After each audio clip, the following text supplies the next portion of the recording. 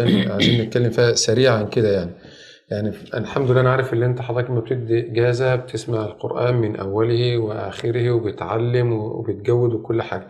في للاسف في ظاهره بقى، مثلا هو اللي يجي مثلا يقول لي انا عايز اخد اجازه، طيب تمام اقرا لي ايه مش عارف ايه، طب اقرا من الاول للاخر، طب خلاص السلام عليكم وعليكم السلام خد الاجازه. فدي تبقى اجازه؟ اللي هو سمع حته هنا وحته هنا وحته هنا دي بقت اجازه؟ طبعا هو الموضوع ده يعني لما نتكلم فيه ما يبقاش مثلا ما نتكلمش فيه من اتجاه واحد. الاتجاه الأول اللي بيقرئ فعلا بيقرئ ومتساهل. يعني في واحد بيقرئ ومتساهل في الإقراء، أنه أهم أنه يسمع القرآن من اللي بيقرأ عليه وخلاص مع بعض التعليقات البسيطة. في نوعية تانية ممكن يعني يجيز ببعض القرآن، تمام. يسمع منه بعض المقاطع أو يختبره ويجيزه بناء على ذلك. ودي تبقى إجازة معتمدة؟ ده ينقسم لقسمين. تمام.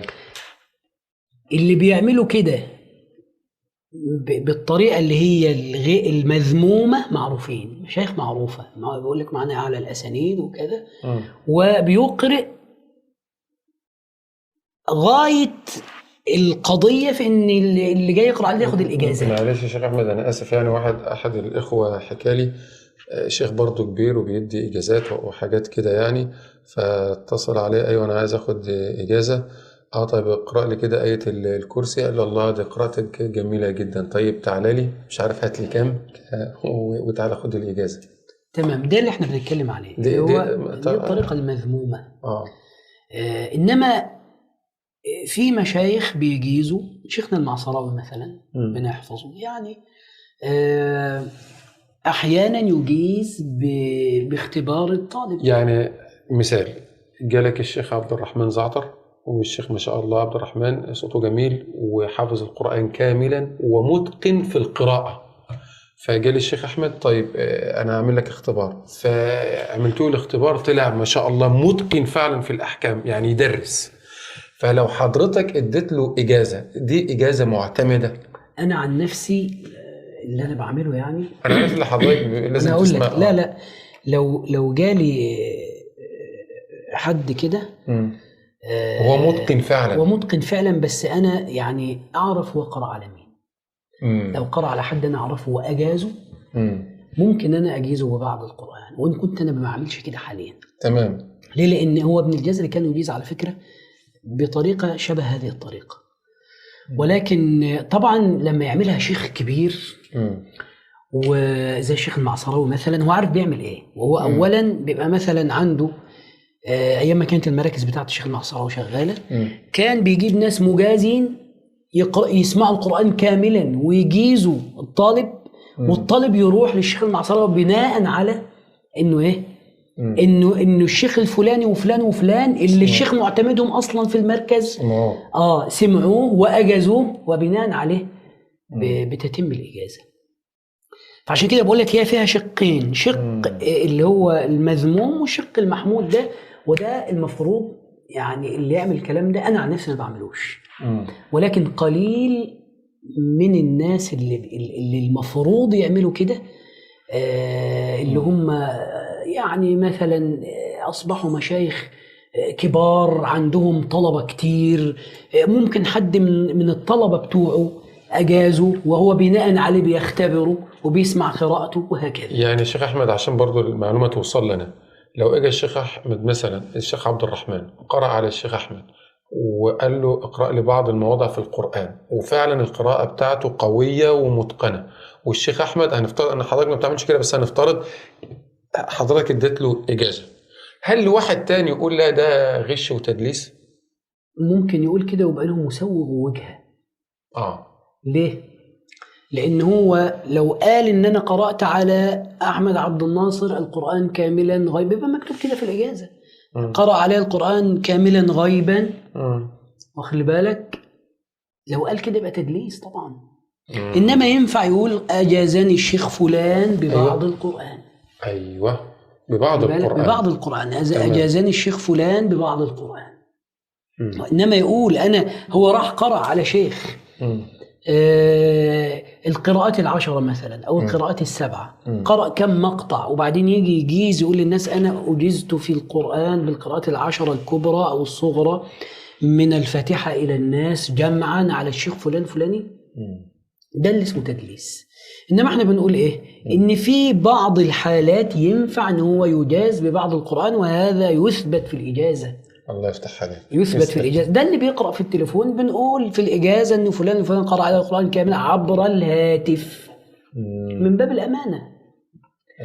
طيب اللي بيقرأ القرآن احنا قلنا القسم الأول اللي هو إيه؟ النوع الأول اللي هو بيقرأ القرآن، يقرأ القرآن وفي بعض التساهل، إن هو بيقرأه لكن في تساهل في الإيه؟ بس سمع منه القرآن كله. سمع منه القرآن كله.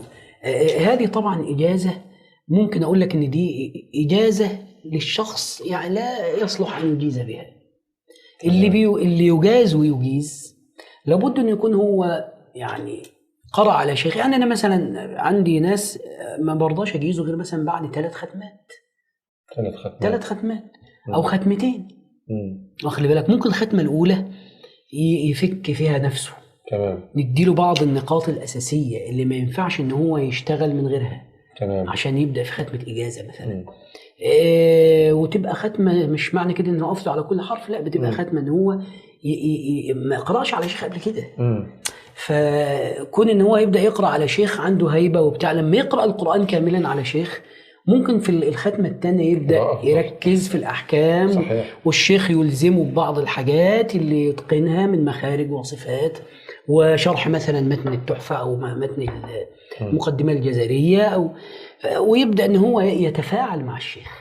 يبدأ الشيخ يطلب منه حاجات يبحث فيها، يتفاعل، يبقى فيه تفاعل، وفعلا الشيخ يثق فيه ويعرف أن هو لو طلع يعلم الناس ويجيز الناس يكون أهلا لذلك. دي الإجازة. وطبعا بقراءة القرآن من أوله إلى آخره غيبا. وإن كان بعض أهل العلم قالوا يجوز أن يجاز أحد بقراءته من المصحف ويكتب له ذلك، طبعا ما ينفعش يجيز يبقى اسمه قراءة القرآن من المصحف. يعني أمور لها تفاصيل. لابد أن كل نوعية من النوعيات دي تبقى معروفة. وبعدين اللي بيجيز قصدي اللي بيجاز معروف هو مجاز ولا لا. تمام. يعني واحد مجاز انت اصل كان قالها لي الشيخ حسن بسيوني عليه رحمه الله، قال لي يا ابني اوعى تكون مفكر ان انت جاي تاخد اجازه عشان الاجازه. اجازتك قراءتك.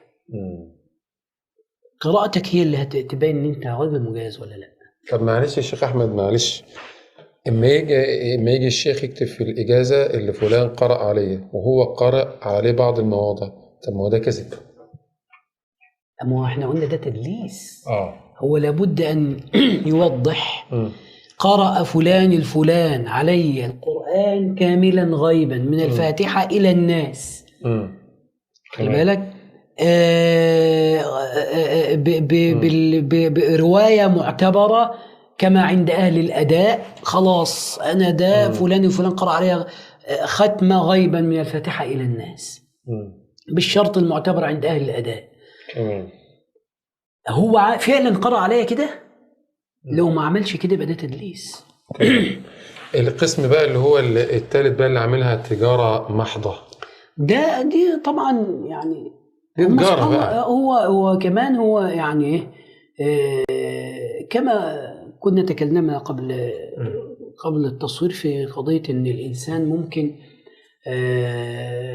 تلامذته يا اما تلامذتك يا اما يطلعوك فوق يا إما ينزلوك تحت. وممكن بسبب التلاميذ العلم يندثر بتاع الشيخ. تمام. واخد بالك ليه؟ هو لو ما رباش تلاميذ تمام وخدوا إجازات مظبوطة مش هيشرفوه في حتة. صح. مش هينشروا علمه اللي هو اداه لتلميذه، مش هيعرفوا هينشروا ايه، ما فيش علم هينشر ايه. صح. فهو كل واحد بيقدم لنفسه. وبعدين الساحة واسعة جدا ومليئة بالمقرئين واللي بيقرأوا وأهل الإقراء وكل واحد معروف. وكل واحد بيقرأ يقول له ده ممكن تعرف واحد من قراءته، تقول له أنت قرأت على شيخ فلان؟ يقول لك أيوه، معروف من قراءته. إنما هياخد حاجة هو ما قرأش بيها أو قرأ بعض المواضع مثلا وأجيز بها، الأمور دي بتبقى باينة وواضحة. جميل.